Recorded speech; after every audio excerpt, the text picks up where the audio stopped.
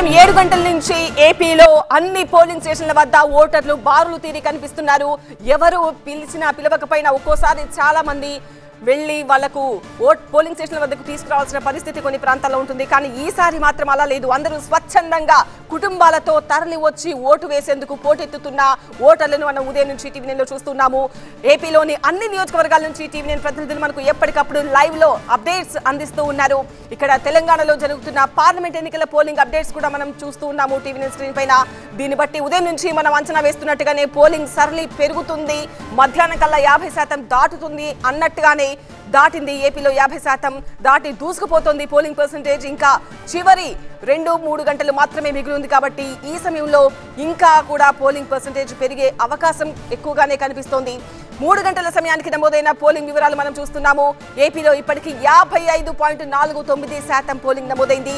మొత్తం అత్యధికంగా చిత్తూరు జిల్లాలో పోలింగ్ ఎక్కువ నమోదైంది. 61.43%గా చిత్తూరులో ఇప్పటి వరకు పోలింగ్ నమోదైంది. కడపలో 60.57% నమోదైంది. అన్ని జిల్లాలతో పోల్చితే విశాఖలోనే తక్కువగా పోలింగ్ సరళి కనిపిస్తోంది. 3 గంటల సమయానికి 46.01% పోలింగ్ నమోదైంది. వారికోస్ వెయిన్స్ వ్యాధికి కేవలం 30 నిమిషాల్లో చికిత్స. కాల్ చేయండి 9989527715.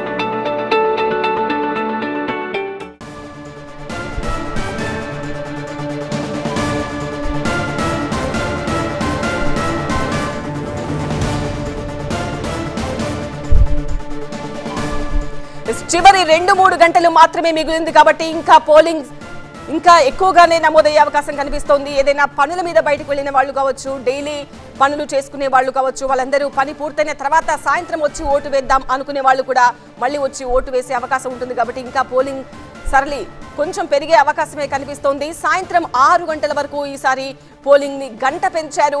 ఎప్పుడైనా సరే ఉదయం 7 గంటల నుంచి సాయంత్రం 5 గంటల వరకు మాత్రమే ఉంటుంది. కానీ ఈ ఎన్నికల్లో మాత్రమే 7 గంటల నుంచి సాయంత్రం 6 గంటల వరకు పోలింగ్ పెంచారు. ఒక గంట పెంచారు.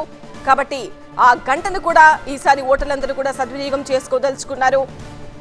ఏపీలో పోల్ పర్సెంటేజ్ సంబంధించిన మరింత సమాచారం అందించేందుకు TV nine associate editor Haseena మనకు లైవ్ లో జాయిన్ అవుతున్నారు. హసీనా, ఉదయం నుంచి మనం అంచనా వేస్తున్నట్టుగానే ఈసారి ఏపీలో పోలింగ్ పర్సెంటేజ్ భారీగా పెరిగినట్టుగానే కనిపిస్తోంది. మధ్యాహ్నం 3 గంటల వరకు నమోదైన పోలింగ్ వివరాలు మనం చూస్తున్నాము. మరి చివరి 2-3 గంటల్లో ఇంకా ఎంత శాతం పెరిగే అవకాశం ఉంది? రాజకీయ వర్గాలు ఏమంటున్నాయి ఈ పెరిగిన పోలింగ్ శాతానికి సంబంధించి? ఖచ్చితంగా ఈసారి మనం చూసుకుంటే 2019 కంటే ఈసారి మాత్రం చాలా ఎక్కువగానే పోలింగ్ పర్సెంటేజ్ పెరిగే అవకాశం అయితే కనిపిస్తుంది. ఎందుకంటే మార్నింగ్ ఉదయం అసలు ఇంకా మాక్ పోలింగ్ కూడా స్టార్ట్ కాని దగ్గర నుంచి, అంటే ఎప్పుడైనా మనం చూసుకుంటే మాక్ పోలింగ్ అయిన తర్వాత 7 o'clockకి పోలింగ్ స్టార్ట్ అవుతుందంటే 7 o'clock తర్వాత మెల్లిగా వచ్చేవాళ్ళు జనాలు. కానీ ఈసారి మాత్రం ఇంకా 6 గంటల నుంచి క్యూ లైన్లో నిలబడినారు.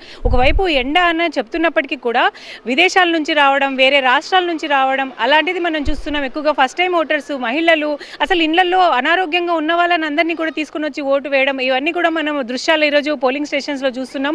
ఇప్పటి వరకు 3 గంటల వరకు మనం చూసుకుంటే ఇప్పటి వరకు మన ఉన్న పర్సంటేజ్ని చూసుకుంటే 55.49% పోలింగ్ నమోదైంది. అంటే అన్ని బూతుల్లో, అంటే ఒక బూతుల్లో 2000 మంది ఓటర్స్ ఉంటే ఇప్పటికే 1000కి పైగా ఓటింగ్ శాతం నమోదైంది. సో ఇలా ప్రతి బూత్లో కూడా ఇలాంటి సీనే మనకు కనిపిస్తుంది. మార్నింగ్ నుంచి నేను వెళ్తున్న ప్రతి పోలింగ్ స్టేషన్లో కూడా క్యూలు కట్టారు జనాలు. అసలు ఇలాంటి వాతావరణం ఇంతకు ముందు ఎప్పుడు కూడా ఏపీలో జరగలేదు. ఇది దాదాపు ఈసారి 80 అబోవ్, అంటే 80 అంటే 90కి మధ్యలో వచ్చే అవకాశం ఉంది పోలింగ్ పర్సెంటేజ్ అని రాజకీయ వర్గాలు అంటున్నాయి.